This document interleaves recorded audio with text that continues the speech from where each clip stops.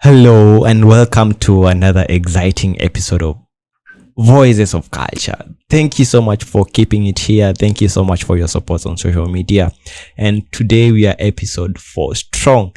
And today we are excited to have Patrick on board. Patrick is a producer, is an editor, is an all-round IT guy, journalism guy at Gilitix Media and Blue Radio. Hi, Patrick. Hello, Johnson. How are you? I'm good. You? It's good to have you here. I appreciate. Yes. So I'm going to dive right in and welcome to Voices of Culture podcast, Patrick. Thank you. So who is Patrick and how has culture defined Patrick, or how has culture defined how you see the world? Okay. Thank you for this opportunity. Now, Patrick is a young boy from Mombasa. Mm-hmm. And he has a background in journalism with a very good understanding of health and development communication matters. Mm-hmm. Now, as a kid who grew in Mombasa, I can say that I have watched and learned a lot of things just by seeing, because Mombasa is a what we call a cosmopolitan county. So a lot of people are here, a lot of backgrounds are found in Mombasa. And those things have shaped how I view life, because interacting with a lot of people gives you different perspectives in life, how to handle things, how to speak with people, how to see the world in general. Okay. As a follow-up question to that, last week we had a very interesting guest and they shared that when you interact with different people, the most important thing is to grow your perspective, but don't let it change you. So do you think you interacting with the different people that are in the Mombasa cosmopolitan has changed you, or you're still who you are, you're at your core, but you've changed you've broadened your perspective? Okay, I think I've broadened my perspective of life, because the way you said, I think it's right. You view a lot of things, but now it is not supposed to change you, right? You are who you are at your core. So those things that you see and the people you interact with, they just change how you see life, and they broaden your knowledge about things in life. They give you a better understanding, and knowledge is power. Mm-hmm. So the more you interact with people, the more knowledge you get, and the more power, I believe, you have. Okay, I want to note something interesting. There's that first question I ask for a reason. And you see, when you go for an interview, you're told, tell us about yourself. And most cases, people define themselves with the academic background and also where they are from geographically or passion. And to note interestingly, you combined all of them. You gave us a bit of education. Yes. You gave us a bit of passion and how culture has influenced you on that. And then you gave us a bit of geography, the Mombasa cosmopolitan area. Yes. So having said that, what would you define as culture? Okay, culture is a very broad and what we call a complex thing to define. But I, to my understanding, culture is the shared beliefs, the shared understanding and knowledge that define who we are, define our community. Most people, when you tell them about culture, they speak of the way of life. Well, it's true, but also how you speak, how you dress, the food you eat, I believe, also forms part of culture. Wow. That is a very interesting and a brief definition of culture. We had a very interesting guest as our first episode. And one of our definitions, in our definition of culture, she told us, culture is what remains after trends are passed.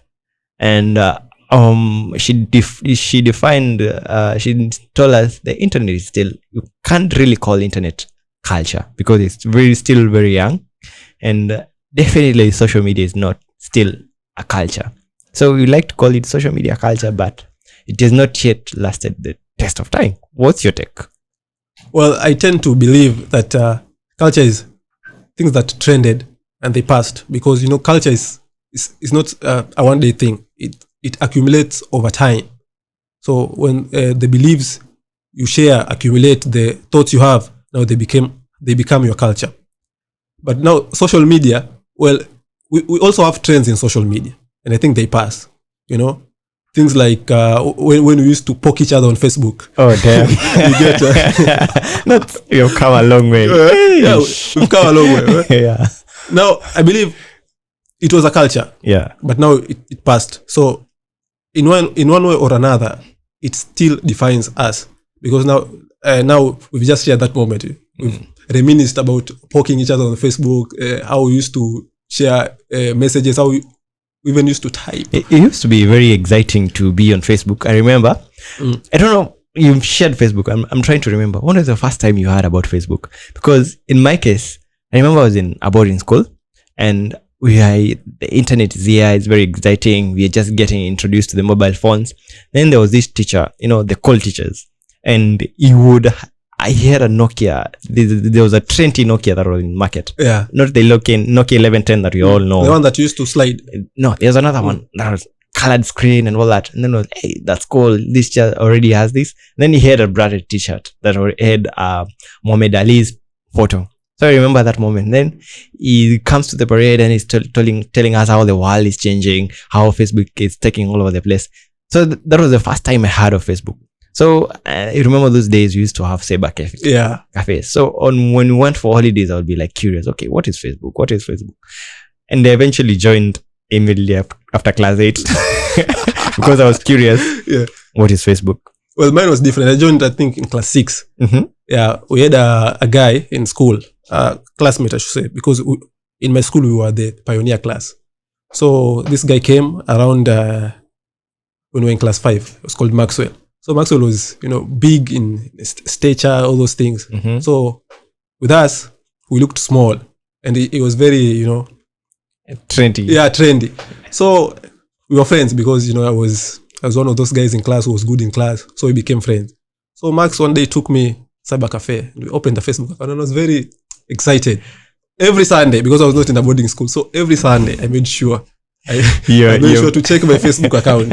And by the way, that Facebook account is the one that I have until now. I still have mine. You still have yours? But I had to create a new one. Oh. Unfortunately. Speaking of which, you've taken me way back in time, because I remember we crossed into that culture, went to high school. I remember we could go to the computer lab just to access Facebook. Yeah, true. And that time they were iterating. You find these new features. You're like, oh, they created this. And it was exciting to just share. It's my birthday on Facebook. You remember this guy? Yeah. Hey, man, I posted myself on my birthday on Facebook. Then when going home for holidays or midterms, we'll fill up the cyber cafes. I think they lost a huge market on the smartphones because you'd fill up the cyber cafes. We trying to just go check Facebook, who has sent your friend request and all that. Then imagine, we still, you send a message when you're going to school, and then you're going to check if you have messages 3 months later. And a lot of people, Mm-hmm. or in our school, that is, we used to, quote unquote, attract a lot of girls because we were on Facebook during that time. Mm-hmm. So if you're on Facebook, then You're a huge following of the ladies in school, and it was a nice experience. And if you look at the pictures, those times we had those Nokias, not good in terms of megapixel. Yeah, I remember but that. your photo, the moment you take a photo, you are very excited. Now, when you come and look back at those photos, you're like, the coloring, everything is off. But at that time, you are so excited. This photo is the best photo I've ever taken. Yes, it's quite going down the memory lane, trying to reminisce, because we have grown interacting with technology, and when you look back, you realize it has played a very huge role in now where you are currently. Because you can go back all those days. Now, when you want to upload something online, it's as easy as a tap of a button. But back then, even seeing someone whose profile photo is up on Facebook, you're like, how did they manage to do that? Yes.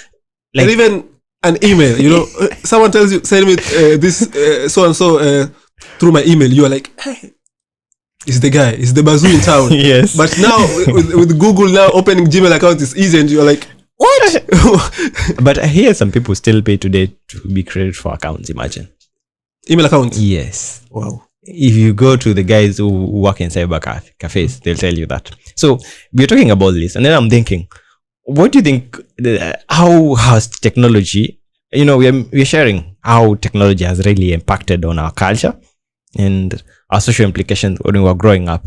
So how deeper do you think it goes? That was our lives, because that was our high school lives, that was our primary school lives. But looking at the society in a large, the culture that we had in a large, how has technology and social media impacted on that? Well, I tend to believe that we have something called as the echo chamber. Now, social media gives us that platform, where our beliefs are sort of amplified. Our bias, people have bias. They're amplified. And I think it has the good side and the bad side. Definitely. Yeah. Because if you look at, I think it was 2016 when Trump was running to be the president, for the second term. Mm-hmm. He used to use Twitter specifically. Mm-hmm. Now, if you're already a Republican person, Mm-hmm. and you had certain beliefs, and now here comes Trump. He amplifies those beliefs. So it changed the way people thought during that time. And now Twitter had to shut him down, because now they saw that this guy is influencing people in a negative way. Yeah, in a negative way. And so that's the bad thing about social media. But and technology has a lot of benefits than those bad things. But it all comes down to how we use it, because you mentioned Twitter and how they had to take down Trump, and what you're sharing, I don't know if you've watched the documentary The Social Dilemma. It goes very deeply on that issue, whereby because I have a certain belief, clustered with my fellow people who have the same belief, because the algorithm has studied me, what I believe in, and it has categorized me in a certain place. So if I go to Facebook, the groups I'm going to see are for the same people who believe the same thing that I believe in. I'm going to believe that the world is simply blue. So that's a challenge, because when you meet someone who has a different or an alternative view, you don't take it lightly. You don't take it in a good way. You look at it like it's a challenge to you. You don't know how to take it. And then I feel, especially the young people, they have a challenge accepting different cultural views. So on that point, what do you think currently is the most significant cultural challenge that you're facing? And how do you think you can address them? Okay, now the challenge, you've already mentioned it, about now changing someone's mindset. That's a difficult thing, because people believe out here that if it's on the internet, then it's true. But that's not always the case, But how did you get here? How did you get to the point that you can simply just believe anything on the internet? I think it goes back with now people on phones, people have access to data, have access to the internet. And now I think we were born, Did we just lose common sense, or what happened? Because it doesn't make sense to me. You just believe anything you find on the internet. Oh no, we did not lose common sense. We were born and we saw that this color is blue, this color is red. But what if when we were born, we were told white is black? And now it all comes down to how we found things after we came into this world. Okay. Now back to my point about the challenge, the mindset. Because I think it starts to down to our families, because I saw someone, or I went somewhere and they told me to cook ugali. So I started cooking ugali, but the small kid was like, "No, you're doing it the wrong way."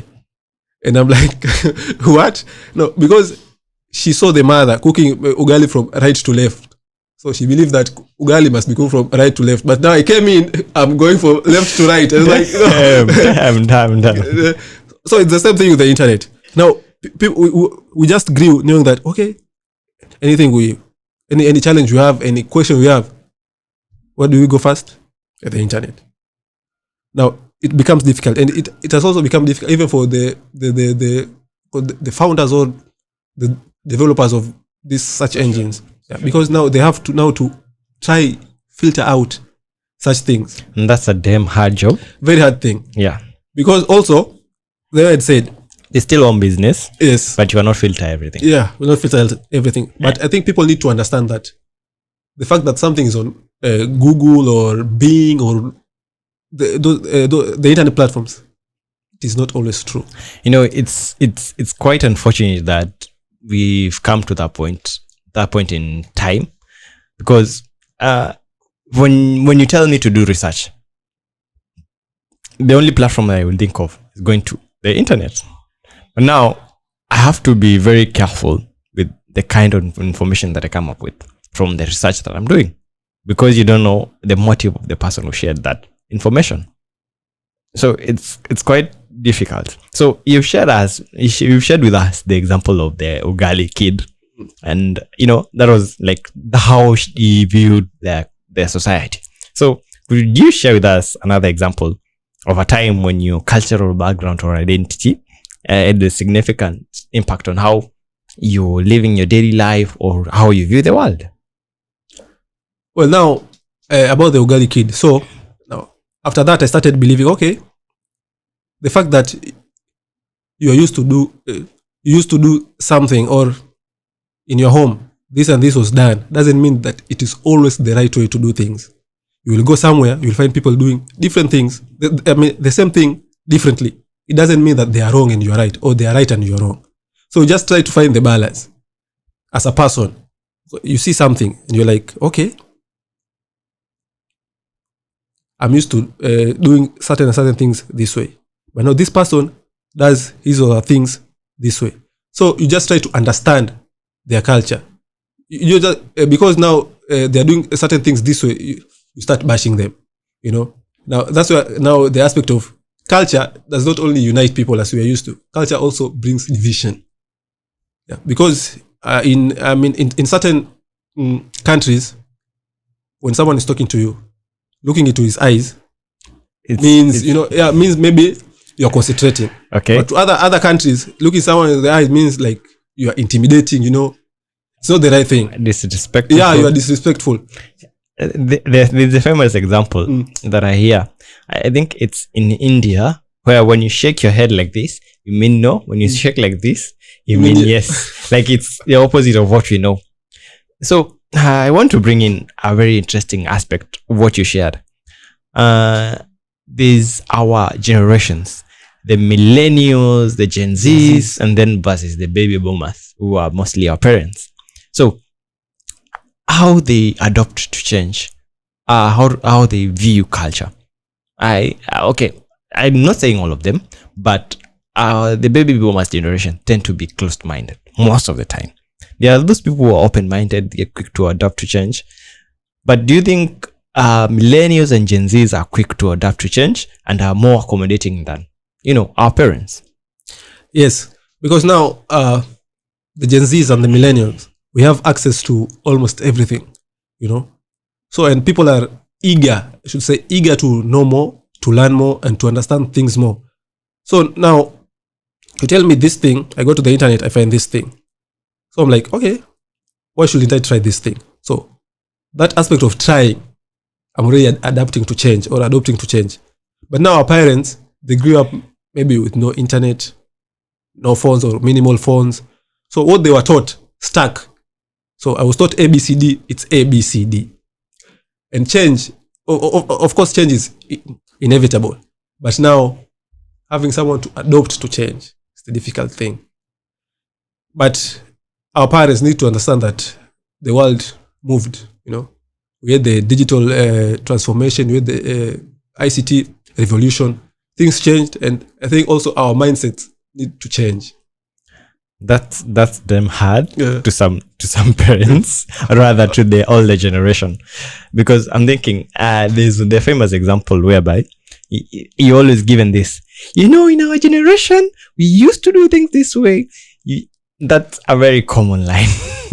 And to some essence, it's not that good, because now things change. I was having a conversation, I think yesterday, with someone, and he was telling me about, do you think our time? And I was like, no.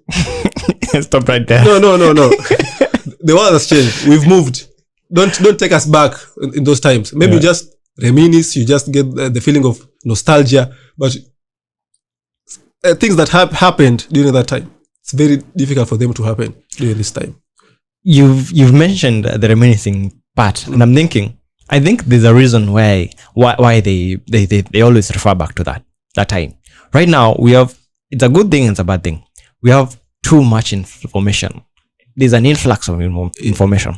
And I think it's a challenge for the older generations to process all this information. So the best way they react to all this is by, wishing for the older days. That's why you find, even on TikTok, when they join TikTok, they'll make the old songs trend. If a new song, if a new movie is redone, you'll find it trending because it gives them, I'll give you an example of Simba. Not Simba. Is it Simba? Lion King. Lion King was originally done in as animation, but they had to do it as a movie. Yeah. And it's all out. Who went to watch? The people watched as kids. They're doing The Little Mermaid again. I think they already released, but they're going back to almost all the movies because they know people have nostalgia. Yeah, true. People have nostalgia, and also, because now the Gen Zs and the millennials, most of us do not prefer those animations and the tune things. We need, if it's something in real life, something that we can relate to it. So they need to remake, because those movie makers also need to capture us, I believe, as the Gen Z. So to do that, you cannot give me something in, I don't know what format those movies have been produced during that time.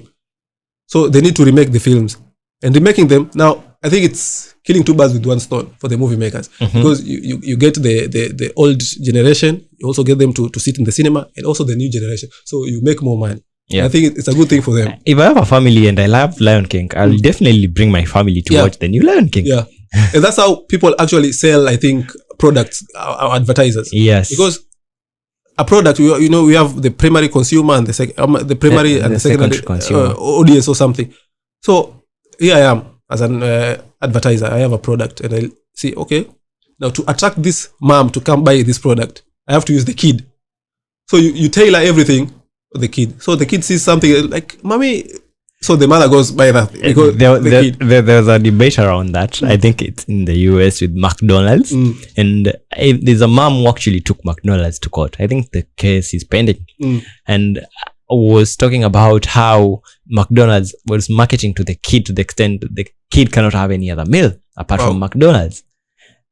So you can imagine. Then it got me thinking, the other brands, they know the mom is a spender, is a person who has the cash to spend, but they market to the kid. But there are other situations where they cannot market to the kid, they market to the parent. Because that's a debate I've actually had with some few service providers, especially in the education sector.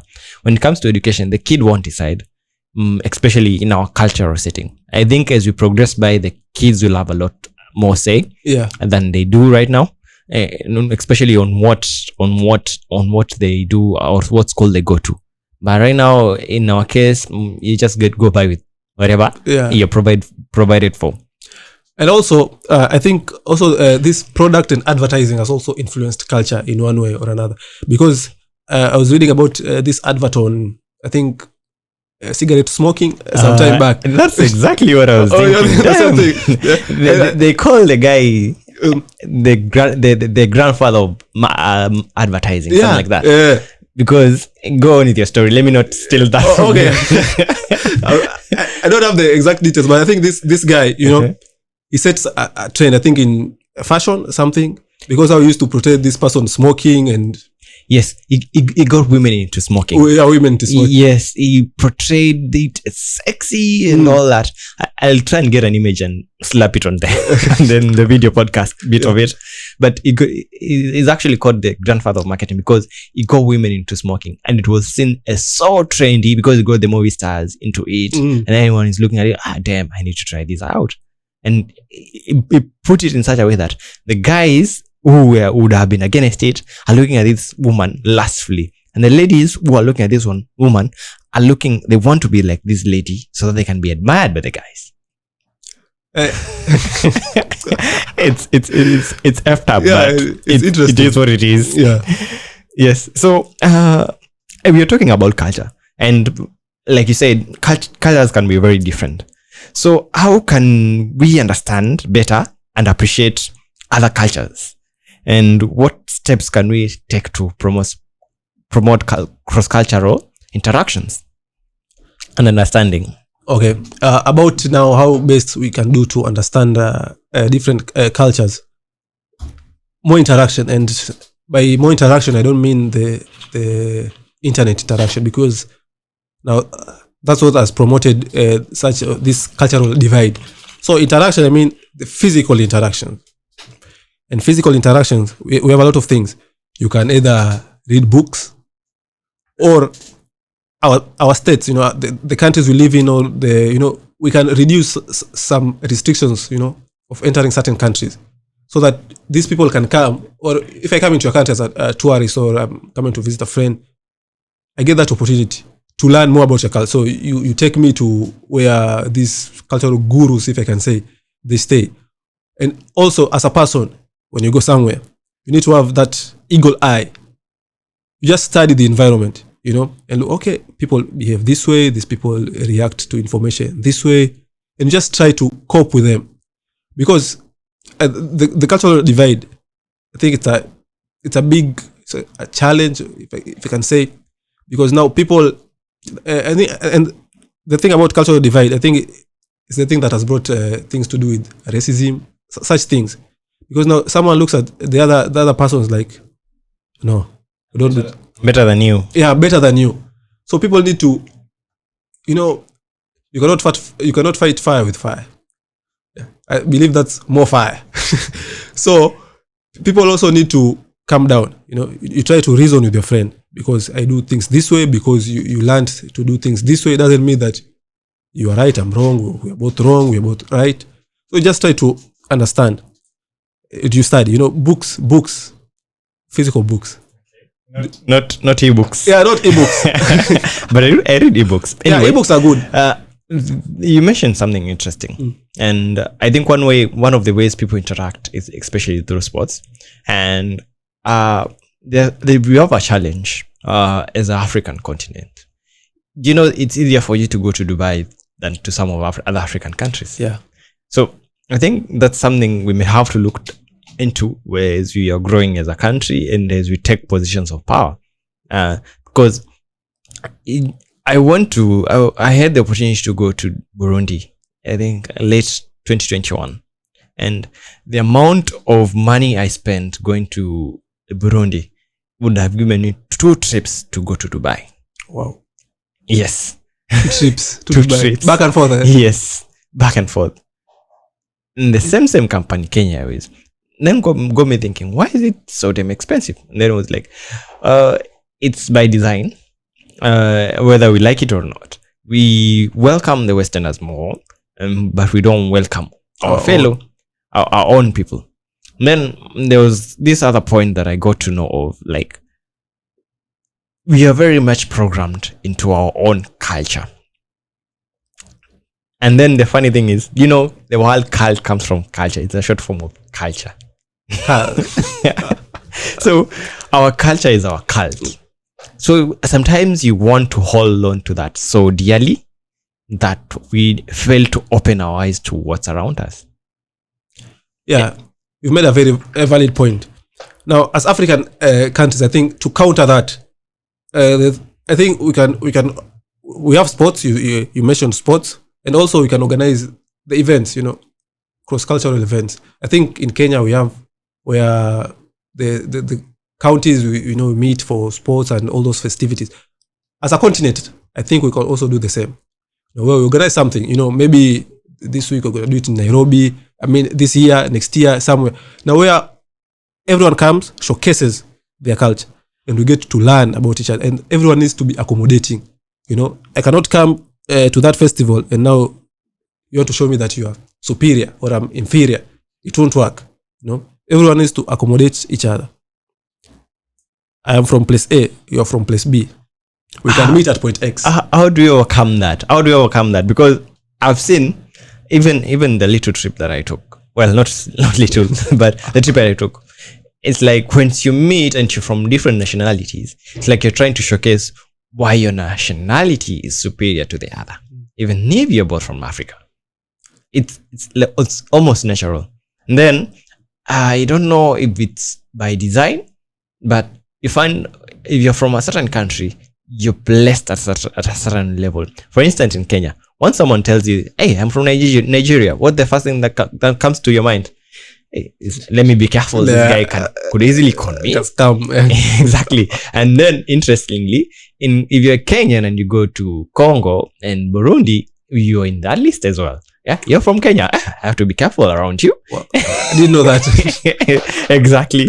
So it's quite interesting. How do you get past? I'm from the superior country, especially within the continent. Okay, I think we can do what Rwanda did. What Rwanda did to, Paul Kagame, the president, is a very big supporter of Arsenal.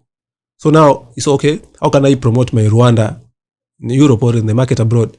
So now he partnered with Arsenal. I don't know if you've seen every Arsenal shirt, visit Rwanda. Visit Rwanda. It was a good thing. Now, maybe we can get to more partnerships. The one that Rwanda did, where we just, if I can call it, self-promote each other.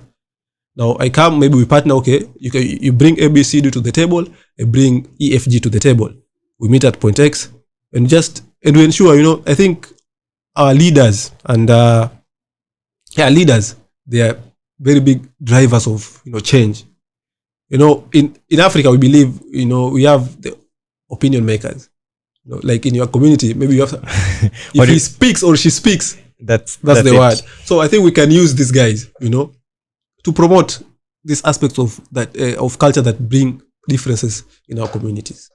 Okay, so I want to ask you a very interesting question. So, having shared all that, have you noticed any trends, or what would you say are some of the trends that you've observed recently when it comes to culture? And do you think they're important? Trends in culture. Yes. Okay. I can say the culture of, well, you said that it's not culture of some sort, but social media culture. Yeah. It's what I think it's now trending because now we see a lot of users in these social media platforms. Mm-hmm. And now I'd mentioned earlier about the echo chamber where our thoughts are amplified. Everything we do is amplified. So here is this young guy. He has a phone. He has created the social media account. Now he goes there. Okay, he sees, okay, I see my maybe there's a celebrity he follows or he likes. Like, okay, this is the watch he wears. This is something he wears. Now, he wants to do the same. But it becomes a challenge if there is no money. And he wants to live that lifestyle. Do you know what came to mind? What? I don't know if you've walked around the neighborhoods and then you've seen, okay, Diamond is quite big in this side of Sahara. Yeah. So every time he releases a song, I remember there was a time I would see these t-shirts of him, then I would see jeans that are written in the songs. There was a certain Kanyaga. Yes. Then you'll see a trouser written like that, Kanyaga. And then the songs that he will release, you'll have these trousers that are just named after him. Then I was like, oh, someone is maximizing on that. Yeah, it's true. And I was speaking about this young guy who he needs or he wants to live that lifestyle and doesn't have maybe the cash to do so. What does he do? I see where you're going with this. A crime? Yeah, crime. I think some accent cultures influenced crime. Okay. In the country, because I need to live like Johnson, maybe because Johnson is my not role model. That name is a superstar. Yeah, he's the superstar. I want to be a superstar. Yeah, but I cannot afford. So, what's the option? Knock off Gucci, knock off Jordans, and knock off chains. Yeah. And there I am with Johnson now. Damn. I think it's a challenge that we downplay so much. And I think it started off, in my case, I started noticing it all from high school. Someone is a fanatic fan. You know the lyrics of the artist. You try to dress like them. You try to pose like them. You try to speak like them. Then, what's the end game? Yeah, you gotta ask yourself that question. What's the end game? Because there's a trend I have seen in Kenya where you find the Kenyan Kantibi, the Kenyan Bana Boy, the Kenyan Ruga. Yeah. I've seen. So you're like, okay. And then the next thing you hear, oh, these guys are releasing a song. Then you're like, did these guys go have a plastic surgery or something? Or they are just maximizing on the look-alike thing? Yeah, I think they're maximizing that opportunity. Because now, if you create that buzz, then people will shift their focus to you. And if we shift our attention and focus to you, then if you're sharp and you are say like-headed or like-minded, maximize on that. Okay, but you say it's never a dull day in Kenya. True. Okay, so I want us to conclude, and one of the ways that you mentioned about changing perspective about culture is definitely reading. And there's reading, there's documentaries, there's movies that you could watch. So what movies, documentaries, or book would you recommend that provides insight into culture, and why would you recommend it? Well, a book, there's one called The Clash of Civilization, I think by a guy named Samuel.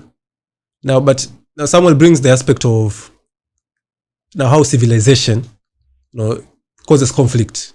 But it's a good book. I think it's an e-book. Yeah, you just scroll down the internet, you'll find it.